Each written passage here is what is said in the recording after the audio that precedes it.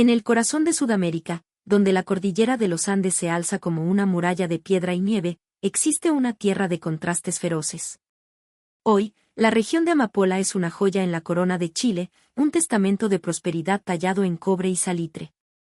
Sus ciudades, como Valleverde, brillan bajo el sol implacable del desierto, con edificios modernos cuyas fachadas de vidrio reflejan los tonos cobrizos de las montañas que los rodean. Por sus calles limpias y ordenadas transita gente de rostro sereno, con una vitalidad que habla de un bienestar ganado a pulso, de una riqueza que no solo se extrae de la tierra, sino que se vive en el día a día. Sin embargo, tras el resplandor de esta modernidad, se esconde una historia de profundas cicatrices, una memoria de miseria y olvido. Hubo un tiempo, no hace tanto, en que Amapola era uno de los rincones más desolados y pobres del continente. Un tiempo en que su gente vivía aplastada por la pobreza, sin más horizonte que la silueta inmutable de los cerros y sin atreverse a soñar con un futuro distinto. En medio de esa oscuridad, la historia de Amapola fue transformada por la llegada de un solo hombre, un chileno cuyo nombre hoy resuena en las plazas y las escuelas, aunque el resto del país apenas lo recuerde. Se llamaba Joaquín Valdivia. ¿Qué hizo exactamente Joaquín para cambiar el destino de toda una región? ¿Y por qué la gente de Amapola, hasta el día de hoy, siente una gratitud tan profunda hacia su memoria? Para desentrañar ese misterio, debemos viajar en el tiempo, a una época de agitación mundial y de luchas silenciosas en los rincones olvidados del planeta. Corría la década de 1930. Mientras el mundo se convulsionaba con la inminencia de un nuevo gran conflicto, en los áridos parajes del norte de Chile se libraba otra batalla, una más silenciosa pero no menos crucial. La región de Amapola, rica en cobre y nitratos, era en la práctica un feudo. Durante décadas, el Consorcio Transatlántico de Minerales, una poderosa compañía angloamericana, había gobernado la vida y la muerte en la zona, extrayendo sus riquezas y dejando a cambio apenas migajas para sus habitantes. Pero un nuevo viento de nacionalismo soplaba desde Santiago, y el gobierno chileno había decidido poner fin al expolio. La historia comienza aquí, en este punto de inflexión, cuando un hombre es enviado para reclamar lo que era de su pueblo. Esta no es solo una crónica de eventos históricos, es el relato de cómo la confianza, la empatía y la perseverancia de una persona pueden encender una llama de esperanza en el lugar más sombrío. Es la historia de cómo Joaquín Valdivia demostró que el verdadero valor de una tierra no está en sus minerales, sino en la dignidad de su gente. Acompáñenme en este viaje a través del tiempo, para descubrir cómo las acciones de un hombre solitario forjaron un lazo indestructible y dieron forma al próspero presente de Amapola y a su eterna amistad con el resto de Chile. A principios de 1934, el gobierno de Chile, en un acto de soberanía largamente postergado, logró la expropiación de las operaciones del Consorcio Transatlántico de Minerales en Amapola. La victoria diplomática, celebrada con fanfarria en Santiago, tuvo un sabor amargo en el desierto. El consorcio, al retirarse, no entregó las minas. En un último acto de desprecio, sus ingenieros sabotearon la maquinaria esencial de las grandes oficinas salitreras y de las fundiciones de cobre.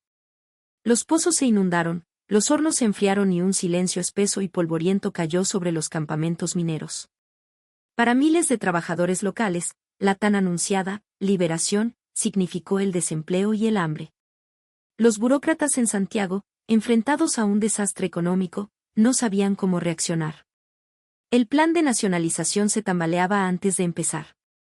Fue en medio de esa crisis que un hombre fue enviado al norte, lejos del ruido de la capital. Su nombre era Joaquín Valdivia. A sus 42 años, no era un político ni un militar, sino un ingeniero de minas, un hombre forjado en el mismo desierto de Atacama, de piel curtida por el sol y de hablar pausado. Había sido uno de los mejores de su promoción en la universidad y había trabajado para el Estado en varias oficinas de fomento, pero su corazón nunca había abandonado el norte. Fue nombrado administrador gubernamental de Amapola, un título pomposo para una tarea casi imposible, resucitar una industria en ruinas y ganarse la confianza de un pueblo traicionado demasiadas veces. Pero Joaquín no llegó a Amapola solo con la misión de reactivar la producción de cobre para las arcas fiscales. En su fuero interno, albergaba un sueño más profundo, una convicción que rozaba la utopía, demostrar que era posible construir una prosperidad compartida, una en la que la riqueza del subsuelo se tradujera en una vida digna para la gente que habitaba sobre él. Entendía, como pocos en Santiago, que para que Chile consolidara su control sobre la región, no bastaba con plantar una bandera. Era indispensable forjar un lazo de confianza con su gente, un pueblo que durante generaciones solo había conocido el abuso de los de afuera. Sin embargo, la realidad que lo recibió en Valleverde fue más desoladora de lo que había imaginado. El largo dominio del consorcio no solo había dejado una estela de pobreza material, sino también una profunda herida en el alma colectiva, una desconfianza casi patológica hacia cualquier autoridad externa. Para la gente de Amapola, el gobierno de Santiago no era más que el nuevo patrón, con un acento distinto pero, seguidamente, con la misma codicia. Joaquín se enfrentaba a un doble desafío: reparar las máquinas rotas y, más difícil aún, reparar los espíritus rotos. ¿Cómo podría un solo hombre superar el peso de la historia? ¿Podría su idealismo sobrevivir al contacto con la cruda realidad del desierto? La verdadera historia de Amapola estaba a punto de comenzar. Apenas instalado en la modesta oficina que le fue asignada en Valleverde, Joaquín comprendió que su primer paso no debía ser hacia las minas, sino hacia el corazón del poder local. Solicitó una audiencia con el líder de la comunidad, el curaca Puinti, un hombre cuya autoridad no emanaba de un decreto gubernamental, sino de la sangre y la tradición. La residencia del curaca no era un palacio ostentoso, sino una casona de adobes gruesos y vigas de algarrobo, ubicada en las afueras de la ciudad, un lugar que respiraba una dignidad antigua y austera. Cuando Joaquín fue conducido al salón principal, se encontró con Apuinti sentado en un sillón de cuero tallado, flanqueado por un consejo de ancianos de rostros impasibles como las rocas del desierto. El aire estaba cargado de una tensión palpable. No era para menos. Hasta hacía unas pocas semanas, el poder en esa tierra lo ostentaba el gerente inglés del consorcio. Ahora, frente a ellos, se encontraba un representante del gobierno chileno que los había expulsado, un afuerino de Santiago. Joaquín avanzó con paso firme, se detuvo a una distancia respetuosa y, en un gesto que sorprendió a todos, inclinó la cabeza con una solemnidad que no era fingida. Declaró formalmente que Amapola quedaba bajo la administración del Estado de Chile, liberada del yugo extranjero. Pero en sus palabras no había ni un ápice de la arrogancia del conquistador. Su tono era de respeto, reconociendo la autoridad ancestral del curaca y la preexistencia de su pueblo. He venido para hacer de Amapola una tierra próspera, una tierra de la que sus hijos se sientan orgullosos, dijo Joaquín, mirando directamente a los ojos oscuros y profundos del curaca. Pero para lograrlo, necesito su ayuda, la colaboración del curaca y de todo el pueblo de Amapola. El curaca escuchó en silencio, su rostro una máscara inescrutable. Tras una larga pausa, asintió levemente, un gesto casi imperceptible. Sus labios resecos se separaron para formular una pregunta que era a la vez una súplica y un desafío. ¿Hay esperanza? Su voz sonó grave, como el eco del viento en una quebrada. En esas dos palabras se condensaba un siglo de promesas rotas y anhelos frustrados. Joaquín sintió el peso de esa pregunta en el alma. Asintió con convicción y, movido por una inspiración repentina, hizo una petición inusual. Con su permiso, honorable curaca, me gustaría solicitar que me asigne un secretario de su gente, alguien que hable castellano y conozca las costumbres de esta tierra. Necesito un guía, un puente. El curaca pareció sorprendido. Era una solicitud que rompía todos los esquemas. Los hombres del consorcio siempre traían a los suyos, jamás se mezclaban. Joaquín continuó, con humildad. Soy un ignorante de sus tradiciones y un forastero en su tierra. Para entender a Amapola y ganarme la confianza de su gente, su ayuda es indispensable. No puedo hacerlo solo. El silencio se prolongó. Finalmente, el curaca hizo una seña a uno de sus consejeros. Poco después, un joven de postura erguida y mirada inteligente fue traído ante ellos. Este es Lincoln, dijo el curaca. Te servirá de secretario. Ha trabajado en las oficinas del consorcio. Sabe leer los números y el corazón de los gringos. Luego, añadió, dirigiéndose a Joaquín, úsalo bien. Su lealtad es a su pueblo, no a los patrones de turno. El joven Lincoln, aunque tenso, no mostró miedo. Sus ojos negros, llenos de una inteligencia vivaz, estudiaron a Joaquín con una mezcla de curiosidad y recelo. Joaquín le ofreció una sonrisa cálida y extendió la mano. «Será un honor trabajar contigo, Lincoln. Te necesito». En ese apretón de manos, en ese cruce de miradas entre el ingeniero de Santiago y el joven del desierto, quizás nació algo más poderoso que cualquier decreto o ley. Una conexión humana. Sin perder un instante, Joaquín, acompañado por su nuevo secretario Lincoln, comenzó a recorrer los valles y quebradas de Amapola. Lo que vio lo dejó sin aliento, pero no por la belleza sobrecogedora del paisaje, sino por la miseria descarnada que encontró en cada caserío. Familias enteras vivían hacinadas en ranchos miserables de calamina y barro, con apenas lo justo para comer. Los niños, de vientres hinchados y piernas flacas, lo miraban con ojos grandes y vacíos, desprovistos de la chispa de la infancia. ¿Es esta la realidad de una tierra que ha dado tanta riqueza al mundo?, se preguntó Joaquín, con una mezcla de estupor y una rabia fría que le subía desde el estómago. ¿Qué había hecho el consorcio durante todos esos años? ¿A dónde habían ido a parar las ganancias fabulosas del cobre y el salitre? Se volvió hacia Lincoln, que caminaba a su lado con la cabeza gacha, como avergonzado de mostrarle la desnudez de su pueblo. «Lincoln, ¿de qué vive esta gente? ¿Qué comen?» La voz de Lincoln salió ahogada. «Un poco de maíz, papas que crecen a duras penas en las terrazas. A veces cazan un vizcacha en los cerros o pescan algo en el río cuando trae agua. Sobreviven, no más, señor Valdivia». La mirada de Joaquín se posó en unas extensas pampas blancas que se extendían hasta donde alcanzaba la vista, llanuras cubiertas por una costra salina que brillaba bajo el sol. «¿Y esas pampas? ¿Qué son?», preguntó. «Son calicheras abandonadas», respondió Lincoln. «El consorcio las explotó hace años, sacaron lo más fácil. Dicen que todavía queda salitre, pero es de baja ley. No les interesaba. Nitratos. Caliche». Una idea audaz comenzó a tomar forma en la mente de Joaquín. El salitre seguía siendo un recurso vital, un fertilizante esencial para la agricultura mundial. Y Chile necesitaba desesperadamente divisas. Si se pudiera procesar ese caliche de baja ley. «Podríamos levantar una pequeña oficina aquí», pensó en voz alta. «Una planta procesadora local, una cooperativa». Lincoln lo miró con escepticismo. «Es difícil, señor. El caliche es pobre y la gente no tiene la técnica ni las herramientas. Los gringos decían que no era rentable».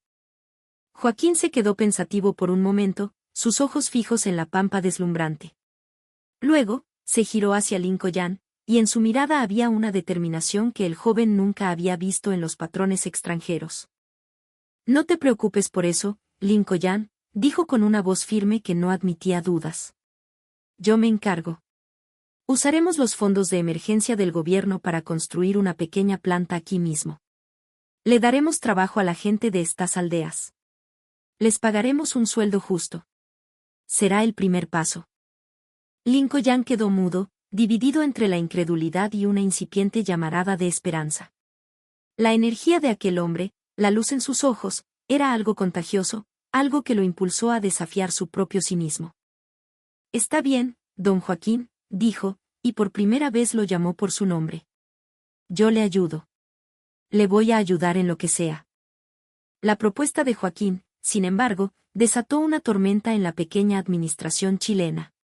Quien se opuso con más vehemencia fue Guzmán, un burócrata de Santiago enviado para supervisar las finanzas. Un hombre de traje gris, de bigote recortado y de una mentalidad tan estrecha como los márgenes de sus libros de contabilidad. «Usar fondos fiscales en un proyecto de caridad es una locura», le espetó a Joaquín en su oficina, agitando unos papeles. «Nuestra prioridad, Valdivia, es poner en marcha las minas de cobre. El país necesita el cobre. Además, no se puede confiar en esta gente. Son flojos e impredecibles. ¿En qué momento se nos van a volver en contra?». Joaquín lo escuchó con una calma que exasperaba aún más a Guzmán. Cuando terminó, respondió con una voz serena pero cargada de una fuerza inquebrantable. «Guzmán, mi objetivo es hacer de Amapola una región próspera para Chile. Y para eso, lo primero es estabilizar la vida de su gente. Darles dignidad. Un hombre con hambre no puede construir un país. Hizo una pausa, mirando por la ventana hacia los cerros lejanos. Y para lograrlo, su cooperación es fundamental. No los vamos a someter con la fuerza, como hicieron los gringos. Vamos a construir el futuro con ellos, mano a mano. Esa, y no otra, es la misión que se nos ha encomendado. Esa es la manera chilena de hacer las cosas. Guzmán se quedó sin palabras, pero su desacuerdo era evidente. Desde Santiago, las órdenes eran claras: prioridad a la reapertura de la mina de cobre. Los asuntos locales son secundarios. La presión sobre Joaquín era inmensa. Pero él ya había tomado una decisión. No daría su brazo a torcer. Estaba decidido a cumplir su promesa, aunque tuviera que enfrentarse a su propio gobierno. Comenzó la tarea más difícil: convencer a los propios aldeanos. Durante semanas, Joaquín y Lincoln recorrieron a pie cada caserío, hablando con la gente en las plazas polvorientas, en las puertas de sus humildes casas. Necesito que me ayuden, les decía Joaquín, su voz ronca por el polvo y el cansancio. Juntos, vamos a levantar este pueblo. Juntos, vamos a hacer que esta tierra vuelva a ser rica para ustedes. Pero las respuestas eran un muro de silencio y miradas esquivas. Años, siglos de explotación, habían sembrado una desconfianza profunda. Para ellos, Joaquín era solo otro patrón, quizás con mejores modales, pero un patrón al fin y al cabo. Seguro nos quiere engañar para después quedarse con todo, se cuchicheaban entre ellos en quechua, creyendo que el forastero no entendía. Pero Joaquín no se rindió. Comprendió que las palabras no bastaban, necesitaba hechos. Y así, arremangándose la camisa, se unió a ellos para limpiar un canal de regadío que llevaba años atascado. Pasaba las tardes enseñando a leer a los niños bajo la sombra de un pimiento, usando trozos de carbón y una pared de adobe como pizarra. Por las noches, compartía un mate con los ancianos, escuchando con paciencia infinita sus historias, sus leyendas, sus quejas. Lentamente, como el agua que se filtra en la tierra reseca, su presencia constante y su genuino respeto comenzaron a erosionar el muro de desconfianza. Veían que este doctor de Santiago no tenía miedo de ensuciarse las manos, que miraba a sus hijos con cariño y a sus mayores con veneración. Finalmente, en una asamblea comunal, el jefe de la aldea más grande se puso de pie y, tras un largo silencio, anunció: le creemos. Vamos a ayudarlo a construir la oficina. Ese día, una ola de aplausos y vítores se levantó en el corazón del desierto. La construcción de la pequeña planta de salitre, la Oficina Esperanza, como la bautizaron, comenzó. Pero Joaquín sabía que su trabajo no había terminado. Su mirada se dirigía ahora hacia un desafío aún mayor, uno que yacía en las alturas de la cordillera, los mapuche. Con la construcción de la planta de salitre en marcha, un nuevo foco de tensión atrajo la atención de Joaquín. En Amapola convivían diversas comunidades, los descendientes de los aymarás y quechuas en los valles, los mestizos en los pueblos, y en las zonas más altas y remotas de la precordillera, las comunidades mapuche. Este último grupo, conocido por su espíritu indómito y su fiera defensa de su tierra, representaba un desafío particular. Históricamente, habían sido empujados a las tierras menos fértiles, primero por los españoles y luego por el avance de las grandes haciendas y las compañías mineras. Entre ellos y el resto de los habitantes de Amapola existía un abismo de recelo y viejas rencillas. Joaquín estaba convencido de que, sin integrar a los mapuche, cualquier proyecto de desarrollo para Amapola estaría incompleto y sería frágil. Para que la región se uniera y prosperara, era imperativo sanar esas heridas ancestrales y construir puentes de diálogo. Decidió, en contra del consejo de Guzmán, que lo consideraba una pérdida de tiempo peligrosa, intentar un acercamiento. El camino hacia el territorio mapuche fue arduo. A medida que el vehículo ascendía por senderos precarios, el paisaje se volvía más verde y salvaje. Lincoln, que lo acompañaba, le advirtió sobre la dureza del lonco, el jefe de la comunidad, un anciano llamado Nahuel Pan. Dicen que odia a todos los huincas, a todos los que no son de su pueblo, don Joaquín. Especialmente a los que vienen del gobierno. ¿Por qué un empresario dedicaría tanto esfuerzo y dinero a la filantropía? La respuesta estaba en el núcleo de su pensamiento, la teoría de la riqueza obliga. Para Vicuña Echeverría, la prosperidad y la ética no solo eran compatibles, sino inseparables. En su libro Prosperidad y Raíces, argumentaba, la búsqueda del beneficio es legítima y necesaria. Pero ese beneficio debe obtenerse a través de medios honorables. Y una vez obtenido, debe ser reinvertido no solo en la empresa, sino en la comunidad que permite su existencia. El propósito de una compañía no es simplemente ganar dinero. Es contribuir a la sociedad, mejorar la vida de las personas. La ganancia es solo el combustible que permite que ese motor siga funcionando. Carter no podía creer lo que leía. Era la formulación exacta de los principios de ESG, gobierno ambiental, social y corporativo, y de la responsabilidad social corporativa, RSC. Conceptos que se creían innovaciones del siglo XXI. Sin embargo, Vicuña Echeverría ya los predicaba en Chile hacía más de 100 años. Una empresa que solo busca la ganancia está condenada al fracaso, escribió Vicuña Echeverría, porque con el tiempo, perderá la confianza de la sociedad, que es su licencia para operar. Sus palabras eran proféticas, y resonaban con una fuerza increíble en el mundo actual. La investigación de Carter se profundizó. La influencia de Vicuña Echeverría no se limitaba a las grandes corporaciones. De hecho, su filosofía había calado con más fuerza en las pequeñas y medianas empresas familiares que el profesor había estado estudiando.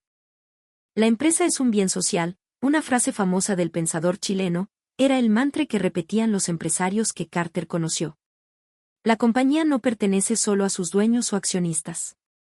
Pertenece a sus trabajadores, a sus clientes, a sus proveedores y a la comunidad local. A todos sus stakeholders. Y por eso, la empresa tiene la responsabilidad de perdurar. Yo no puedo tratar a esta empresa como si fuera mía, le confesó un dueño. Es un legado que recibí de mis ancestros. Mi deber es custodiarla, hacerla crecer de forma sana, y entregarla a la siguiente generación. Y en el intertanto, mi misión es proteger a mis trabajadores y sus familias. Ofrecer un producto de calidad a mis clientes y ser un buen vecino para mi comunidad. Aún así, Joaquín no se dio por vencido. Regresó una y otra vez. No llevaba regalos ni promesas vacías. Llevaba su respeto. Se sentaba con ellos alrededor del fuego, compartía su pan, escuchaba sus cantos. En una ocasión, ayudó a la comunidad a construir un pequeño dique para desviar el agua de un arroyo y regar sus cultivos. No daba órdenes, trabajaba codo a codo con ellos, sintiendo el peso de las piedras en sus manos, el barro en sus botas. Un empresario le contó una historia reveladora. Durante el boom financiero de los 2000, todos se volvieron locos con las inversiones inmobiliarias y los derivados. Los bancos me llamaban todos los días para ofrecerme créditos para especular. Pero me negué. ¿Por qué?, preguntó Carter. Porque Vicuña Echeverría enseñó, nunca traiciones tu oficio principal. Nuestro trabajo es hacer los mejores muebles de mimbre del mundo, no jugar a la bolsa. Nos mantuvimos firmes en lo nuestro. Esa empresa sobrevivió intacta a la crisis de 2008, mientras que muchas otras, que se habían diversificado imprudentemente, quebraron. Justo cuando la obra de Joaquín comenzaba a florecer, cuando la Oficina Esperanza producía sus primeros sacos de salitre y las comunidades mapuche iniciaban un diálogo con sus vecinos, un golpe inesperado llegó desde Santiago. Un cambio de gobierno, una crisis política, había llevado al poder a una facción más conservadora, con lazos estrechos con los antiguos dueños del consorcio y con una visión puramente economicista. La política de desarrollo social de Joaquín fue tildada de gasto irresponsable y populismo peligroso. La orden llegó por telégrafo, fría y tajante. Joaquín Valdivia era relevado de su cargo y debía trasladarse a un puesto burocrático en la lejana provincia de Magallanes. Era un exilio disfrazado de ascenso. La noticia cayó como una helada sobre el desierto. Para Joaquín, fue un golpe devastador. Sintió que lo arrancaban de su obra a medio terminar, que abandonaba a la gente que había empezado a confiar en él. La idea de no haber podido hacer lo suficiente, de dejar un proyecto tan frágil a merced de los vientos políticos, lo carcomía. Los 4 años de investigación llegaron a una conclusión ineludible. Chile no era la anomalía. La filosofía de Vicuña Echeverría, la riqueza obliga, era la forma original y correcta del capitalismo. Pero gran parte del mundo había olvidado esa esencia, obsesionándose con la maximización de beneficios a corto plazo, transformando la economía en un casino. Mientras tanto, las pymes familiares de Chile, en silencio, habían mantenido viva esa llama. Por eso habían perdurado durante siglos. En la mente de Carter, una nueva misión tomó forma. Tenía que contarle esto al mundo. El curaca se levantó, algo que rara vez hacía, y le puso una mano en el hombro. Su voz, normalmente grave e imponente, sonó casi paternal. Joaquín Valdivia. Tu nombre no será olvidado en esta tierra. Nos diste esperanza, y eso es algo que ni el gobierno más poderoso nos puede quitar. Que tus caminos sean buenos. Algún día, nos volveremos a encontrar. Chile no es la excepción, declaró Carter, su voz resonando con la fuerza de su convicción. Somos nosotros, el resto del mundo, los que hemos olvidado el camino. Los investigadores y empresarios de distintos países asintieron lentamente, procesando la revelación. Pasaron más de 20 años. 20 años en los que el mundo cambió de forma vertiginosa. Joaquín sobrevivió a los vaivenes de la política chilena, trabajando en puestos grises y anónimos, hasta que finalmente se retiró a su natal Copiapó, donde vivía una vida tranquila, casi monacal, enseñando en la escuela técnica local. El recuerdo de Amapola era una herida dulce y melancólica, la memoria de un sueño inconcluso. El profesor concluyó su presentación con 3 propuestas directas para el mundo empresarial. Mi primera propuesta: extiendan su horizonte temporal. Debemos pasar de la tiranía del informe trimestral a la sabiduría de la visión generacional. Hemos desarrollado una miopía corporativa crónica. Mirar 30, 50 años hacia el futuro, en lugar de los próximos 3 meses. Es el primer paso hacia una gestión verdaderamente sustentable. Joaquín releyó la frase una y otra vez. ¿El gobernador? ¿Quién podría ser? Su corazón, un músculo que creía adormecido por los años, comenzó a latir con una fuerza olvidada. Los recuerdos de aquellos meses intensos en el desierto volvieron con una claridad asombrosa, como si hubieran ocurrido ayer. Sin dudarlo un segundo, decidió emprender el viaje. Carter sonrió con calma. Una excelente pregunta. Muchas de las empresas centenarias que estudié no cotizan en bolsa.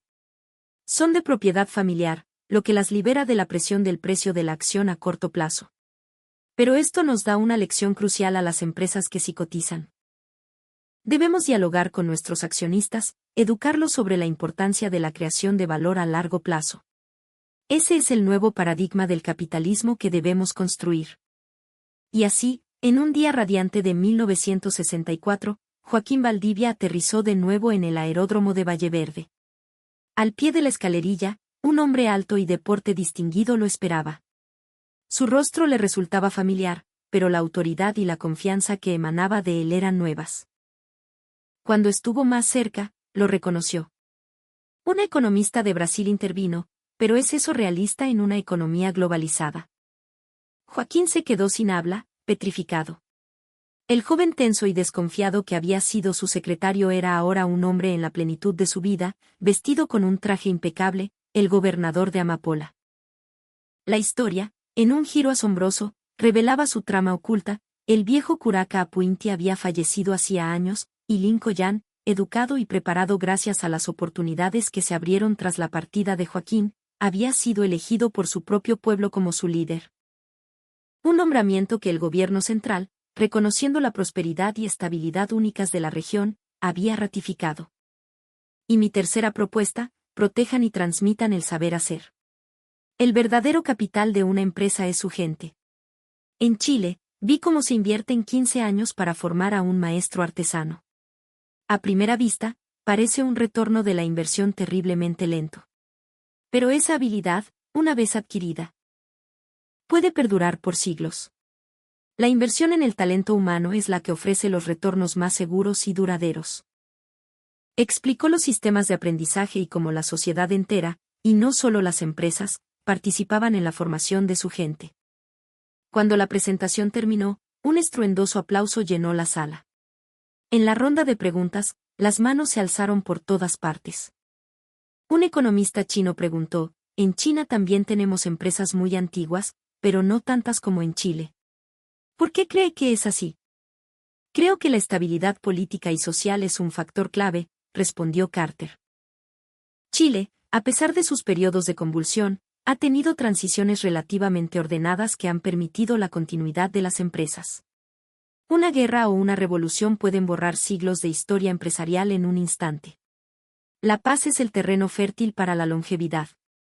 El gobernador Lincoln, con un orgullo que no podía disimular, llevó a Joaquín a recorrer la amapola que había renacido de sus cenizas. Era la materialización del sueño que él había albergado 2 décadas atrás. Los pueblos que había conocido sumidos en la miseria ahora bullían de actividad, con escuelas nuevas, pequeños consultorios y plazas llenas de niños que reían. La Oficina Esperanza, aquella modesta planta de salitre, se había convertido en el corazón de una próspera cooperativa que exportaba a varios países y cuyas ganancias se reinvertían íntegramente en la comunidad. Y lo que más conmovió a Joaquín fue ver a los mapuche. No vivían aislados en sus montañas, sino que participaban activamente en la vida de la región, sus hijos asistiendo a las mismas escuelas, sus representantes sentados en el Consejo Regional junto a los demás líderes locales. La paz que él había ayudado a forjar se había consolidado, convirtiéndose en el pilar de la nueva amapola. Es gracias a usted, don Joaquín. Todo esto es gracias a usted, repetía Lincoln una y otra vez, mientras le mostraba los avances. Pero Joaquín, con la humildad que lo caracterizaba, negaba con la cabeza. Esto no es obra mía, Lincoln. Es el fruto del esfuerzo de la gente de Amapola. Ustedes, con sus propias manos, construyeron su futuro. Lincoln asintió, con una profunda emoción en la mirada. Es cierto, lo construimos con nuestras manos. Pero fue usted quien nos devolvió la fe para hacerlo. Usted nos enseñó a creer que era posible. Nos dio la esperanza, y esa esperanza cambió nuestro destino para siempre. Lincoln continuó el legado de su mentor, gobernando con sabiduría y justicia. Bajo su liderazgo, Amapola se consolidó como una de las regiones más prósperas y equitativas de Chile. Y la relación entre Amapola y el resto del país se hizo más fuerte que nunca. La región se convirtió en un proveedor crucial de minerales para la industria nacional, pero esta vez, la relación se basaba en el respeto mutuo y el beneficio compartido. Se establecieron lazos económicos, culturales y, sobre todo, humanos. El vínculo forjado por Joaquín se puso a prueba de la forma más trágica y hermosa en mayo de 1960. Cuando el terremoto más devastador de la historia registrada sacudió la ciudad de Valdivia, en el sur de Chile, sumiendo al país en el caos y el dolor, la primera ayuda masiva en llegar no provino de la capital ni del extranjero. Fue de Amapola. Convoys de camiones cargados con alimentos, medicinas y frazadas cruzaron el país de norte a sur. Y junto con ellos, llegaron equipos de mineros expertos en rescates subterráneos, hombres acostumbrados a los peligros de la tierra, que trabajaron sin descanso para sacar a sus compatriotas de entre los escombros. La gente de Chile, conmovida, descubrió la existencia de ese lazo profundo, de esa gratitud silenciosa que había perdurado a través de las décadas. El lazo entre Amapola y Chile, un lazo tejido con hilos de respeto y esperanza por un hombre visionario, demostró ser inquebrantable. Y ese vínculo, nacido en el corazón del desierto, perduraría por siempre. Aunque los años han pasado y Joaquín Valdivia ya no está entre nosotros, su legado sigue vivo y presente en cada rincón de Amapola. Su memoria no se ha desvanecido con el polvo del desierto.